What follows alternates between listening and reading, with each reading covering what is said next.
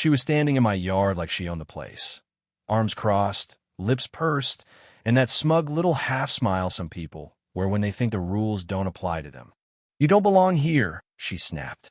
And I swear for a second I thought she was kidding. I was still in uniform, dust from the base clinging to my boots. Hadn't even been home an hour.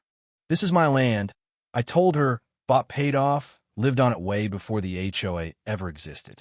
But she just smirked like I told her a bedtime story. "Well, things changed while you were gone. We've issued multiple notices." Yeah, while I was deployed in Iraq, dodging mortars and praying I'd see home again. Like I had time to read some HOA president's power-tripping paperwork. She pointed to a crooked sign nailed into my lawn. "Property under HOA control due to abandonment." Said I needed to vacate in 48 hours or they'd tow my truck and change the locks. Then I noticed the flag I'd left in the window gone. My old truck, stickered like I was some squatter. I wanted to explode. But training kicks in when you've been through hell. Breathe. Assess. Don't escalate. "You're trespassing," I said, voice steady. She actually laughed. "Actually, you are." That's when 2 security guards showed up. Not real cops, just big guys in matching uniforms trying to look official. One had a plastic badge clipped to his shirt like it meant something. "You gonna come quietly, sir?" he asked. I looked him dead in the eye. "You really want to play this game?" He blinked. "What's that supposed to mean?" I reached into my bag, pulled out a single sheet. The original notarized deed to the property. Because if you're planning to remove a military officer from his own home, you'd better hope those badges aren't from a Halloween costume aisle. The shorter guy backed up. "Karen." Yeah, I started calling her that in my head. She didn't flinch. "That paper means nothing," she spat. "You forfeited the property when you ignored HOA notices. That's the rule. You ever heard of the Service Members Civil Relief Act?" I asked. She hesitated. One of the guards looked uncertain. "It protects deployed military from exactly this kind of crap," I said. "You better look it up." Karen waved me off. The community voted. We took control. I looked around. My mailbox replaced with a generic gray box labeled Lot 47. My tool shed gone. New fence in the backyard. Every piece of my life slowly erased while I was bleeding on sand a world away. Then she dropped the hammer. "The lot's been sold. Paperwork's final. New owners move in next week. You've got 48 hours. Something snapped inside me. Not rage, not fear, just that cold, focused kind of clarity. The kind you only get when you realize the enemy isn't some guy in another country. Sometimes it's a neighbor with a clipboard and a superiority complex. "You sold my house while I was at war?" I asked. She shrugged. "Wasn't personal, just business." I didn't answer. Just walked to my truck, reached under the seat, pulled out my phone. One contact. One ring. "You back?" he asked. "Yeah," I said.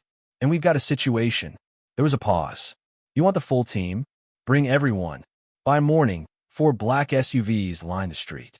No lobos. No sit-ins. Just quiet, deliberate professionals who didn't need to announce their authority. Karen was outside power walking her tiny dog when the first man stepped out. Civilian clothes, but the way he moved, the way he scanned the area, you just knew. She froze.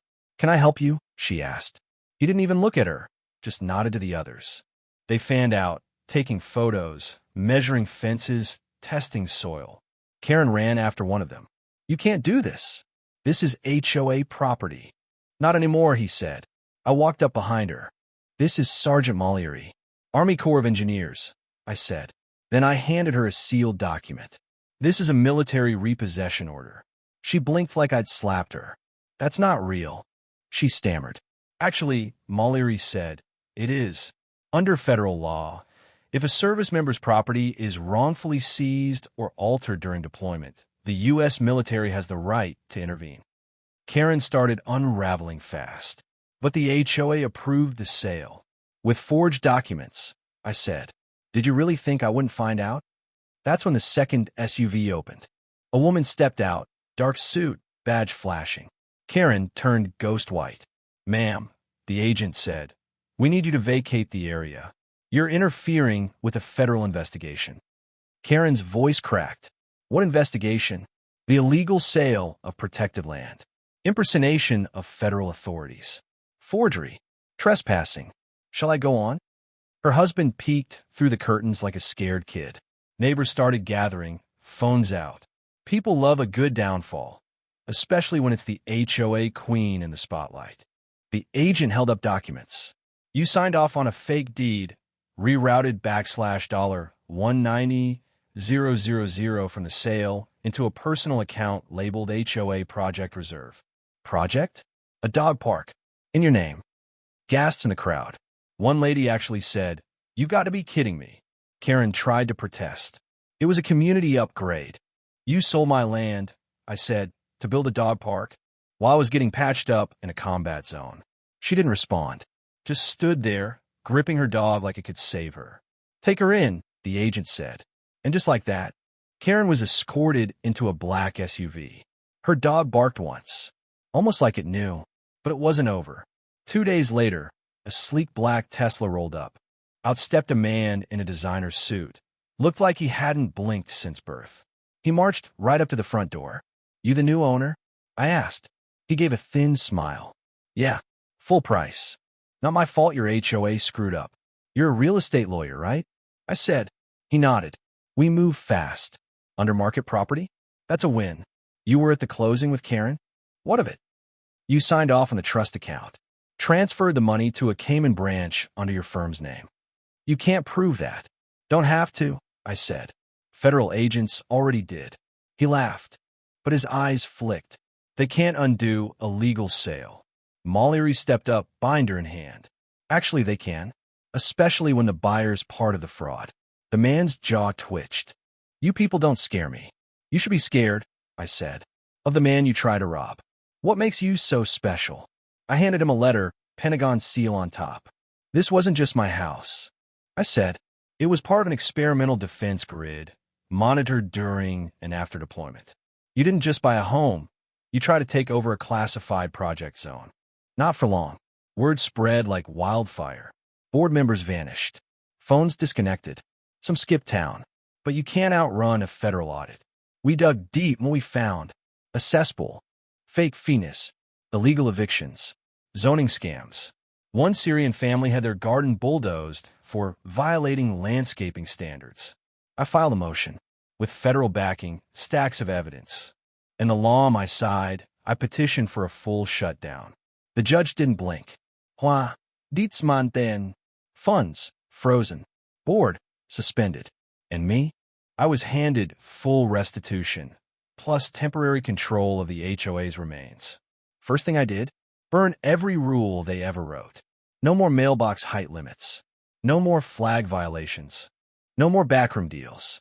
The community came alive. Kids played in the streets again. Flags flew free.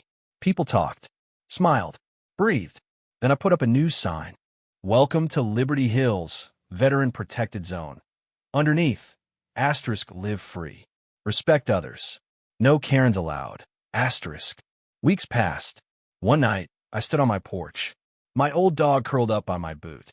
The Syrian family was replanting their garden, this time with neighbors helping.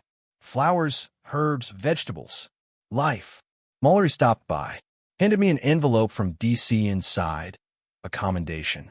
A handwritten note from the judge read, asterisk, "You protected this land once overseas.